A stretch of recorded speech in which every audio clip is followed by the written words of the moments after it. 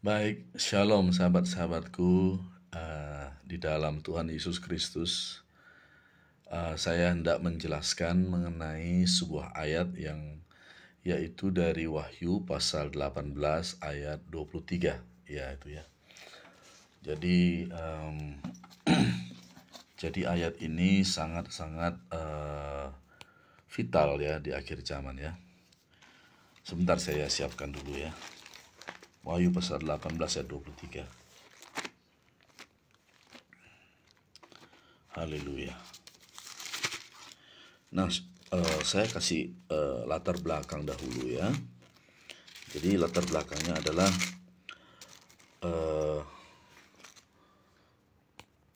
eh, dalam kitab Wahyu ini kan adalah sebuah kitab nubuat ya. Jadi khususnya tentang hal-hal yang terjadi di akhir zaman ya, begitu ya.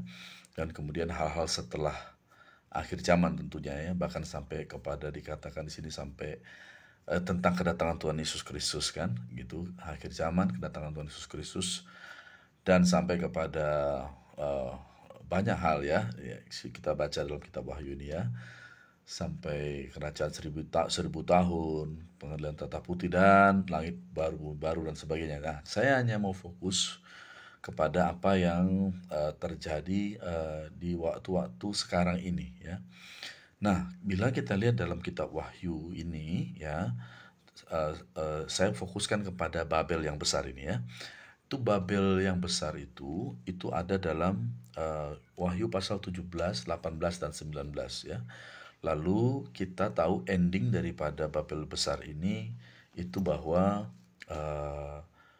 nabi palsu dan juga binatang dan tanda binatangnya itu dilemparkan, ini endingnya ya, dilemparkan dalam lautan api, dan naga kemudian diikat selama 1000 tahun ya, ketika nanti pemerintahan kerajaan 1000 tahun damai di bumi. Nah, ini Babel besar inilah kerajaan yang terakhir yang dilihat oleh Daniel dalam Daniel pasal 2 ya, yaitu patung Nebukadnezar tersebut, yang mana itu ada bagian kakinya, yang pada jari-jari kakinya itu terdiri dari besi dan tanah liat ya.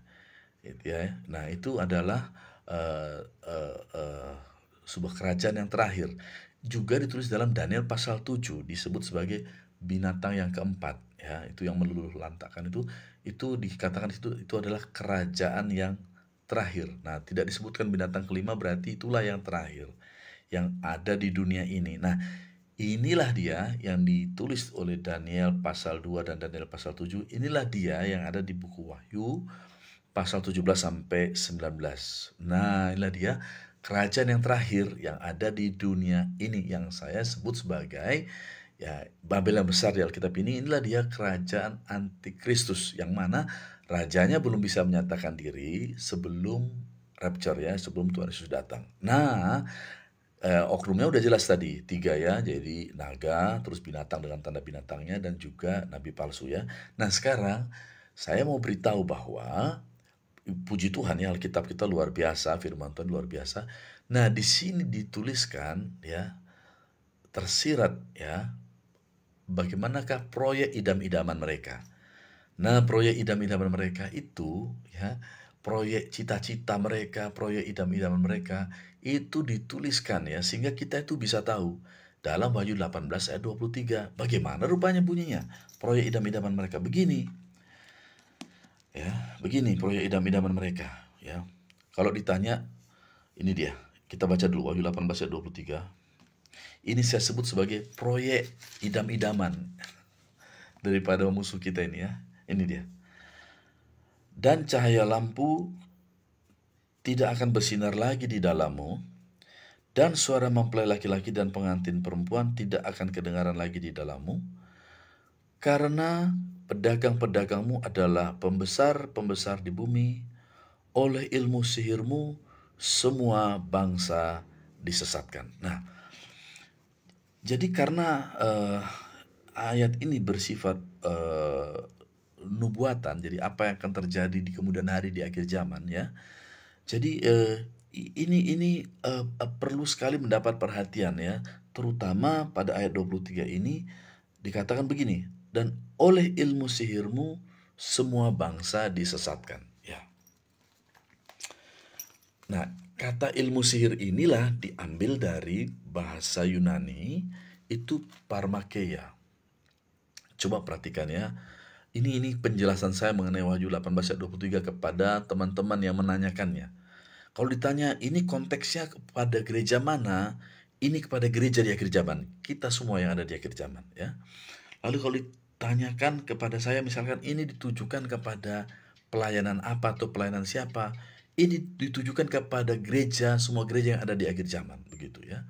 Supaya apa? Supaya kita mengenali tipu muslihat iblis. Bayangkan ini dikatakan kita mengenali tipu muslihat iblis, dan ini saya sebut sebagai cita-cita mereka, proyek idam-idaman mereka. Dikatakan begini, dan oleh ilmu sihirmu semua bangsa disesatkan. Nah, kita ini kan mengenal biasanya penyesatan itu. Sebelum saya lanjut ya, nah ilmu sihir ini diambil dari kata parmakeia, dan ternyata dalam bahasa Yunani parmakeia itu adalah ternyata akar kata daripada farmasi. Nah, aneh bukan? Perhatikan baik-baik bahwa biasanya penyesatan itu ya kalau bukan pengajarannya sesat, kalau bukan nabinya yang pemimpinnya yang kita biasa disebut sebagai sesat ya, pemimpinnya palsu, dan biasanya itu ada di daerah-daerah tertentu. Contoh gereja Tuhan yang Maha Kuasa yang dari dataran Cina itu ya menyebar tapi nggak sampai ke seluruh dunia ya. Dulu mungkin ada penyesatan-penyesatan yang mengajak anggotanya itu bunuh diri, mungkin ada di daerah Amerika tapi nggak ada sampai di seluruh dunia. Nah, tapi itulah ciri-ciri penyesatan yang kita kenal ya. Tapi yang ada di sini adalah begini, oleh farmasimu. Jadi ini yang ternyata oleh farmasimu, oleh parmakeiamu bangsa-bangsa disesatkan. Ternyata ini luar level, semua bangsa disesatkan. Level penyesatannya itu semua bangsa. Ya. Jadi inilah dia proyek idam-idaman setan ya. Dia mau menyesatkan semua bangsa. Ternyata pakainya bukan pengajaran atau ayat-ayat kitab suci atau mungkin tokoh-tokoh tokoh-tokoh religius yang bisa menyesatkan, bukan. Ternyata oleh barang farmasi. Coba perhatikan baik-baik ya. Jadi ini tidak kebetulan tertulis ini. Inilah sudah diberitahu Tuhan, ada sebuah penyesatan yang menyesatkan bangsa-bangsa begitu ya. Nah, seharusnya begini. Seharusnya ini boleh saja bangsa-bangsa terkena penyesatan ini ya, tapi harusnya gereja tidak boleh kena gitu ya. Nah, sekarang coba perhatikan. eh, dalam beberapa tahun terakhir ini, 2 tahun, 3 tahun terakhir ya. 2020 kan lockdown, lalu 2021. Nah, ternyata saudara, ada sesuatu yang beredar di seluruh dunia ya, yang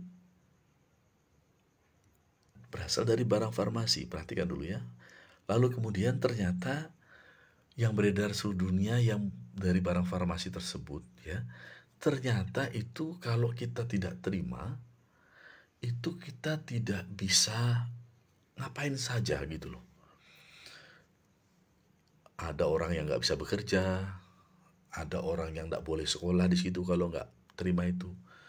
Ada juga nggak bisa berpergian, nggak bisa masuk ke tempat fasilitas umum. Nah, dan dicatat di Alkitab kita ada suatu hal yang punya ciri khas begitu yang nggak bisa jual beli itu disebut sebagai tanda binatang. Nah, jadi ini apa namanya? Ini masuk ya. Jadi ciri khas tanda binatang itu tidak bisa jual dan beli. Dan ciri khasnya itu adalah melanda seluruh dunia. Ya. Lalu kemudian ternyata ini terjadi lewat sebuah barang, yaitu barang farmasi. Ternyata sudah dicatat juga, oleh farmasimu semua bangsa disesatkan. Jadi inilah ayat ini berbicara sangat kuat di akhir zaman, yaitu supaya anak-anak Tuhan itu sebenarnya jangan sampai terkena sama ini. Gitu ya, tidak boleh terkena. Inilah dia yang memiliki ciri-ciri daripada tanda binatang. Begitu ya. Dan ini bisa sangat berbahaya. Kenapa dikatakan begini? Karena ayat ini berisi seperti ini ya, dikatakan, dan cahaya lampu tidak akan bersinar lagi di dalammu. Jadi bila bila terkena kepada yang seperti ini bisa memadamkan terang yang ada di dalam kita. Terus kemudian, dan suara mempelai laki-laki dan pengantin perempuan tidak akan kedengaran lagi di dalammu. Itu bisa juga ya, bahaya sekali, bisa menghilangkan ya suara pengantin laki-laki dan pengantin perempuan di dalam kita kalau kena sama penyesatan ini, saudara ya. Ya ini memang proyek mereka, proyek idam-idaman mereka. Dan itu bisa mendatangkan hal-hal yang demikian. Nah, kalau dia menyesatkan bangsa-bangsa tapi kita tidak kena, ya itu memang mantap, mantap paten. Ya gitu ya. Nah, ketika barang ini mau datang, mau beredar, itu diberi label di media sosial. Labelnya begini, menantikan juru selamat di masa gitu ya, di masa pandemi lah dibilang begitu. Begitu judulnya itu di mana-mana. Coba cari sekarang, ketik Google begitu, ada begitu seperti itu kawan-kawan, sahabat-sahabatku ya. Nah, coba lihat Yesaya 43 ayat 11. Tidak boleh ada juru selamat selain Tuhan Yesus. Tidak boleh. Nah, gitu ya. Itu tidak boleh. Tidak boleh ada juru selamat selain Tuhan Yesus gitu ya. Nah, ketika diberi label seperti itu, nah harusnya kan kita waspada ya. Sebenarnya tidak boleh diterima itu ya begitu. Jadi kalau sekarang ditanyakan kepada saya, inilah dia tipu muslihat iblis. Kita tuh harus kuat dalam Tuhan, kenakan selengkap senjata Allah, jangan kena tipu muslihat iblis. Ini adalah proyek idam-idaman mereka. Ya begitu sahabat-sahabatku ya, yang bisa saya jelaskan sedikit tentang hal ini. Dan ini sangat berbahaya ya. Ini menggenapkan tanda binatang tersebut ya. Nah, kadang-kadang kan orang bilang begini, itu kalau ada dulu ada 66 dulu di sini, lalu 66 di sini, baru saya tidak mau menerimanya. Nah, kita lupa itu, kalau begitu kita gegabah namanya. Kenapa?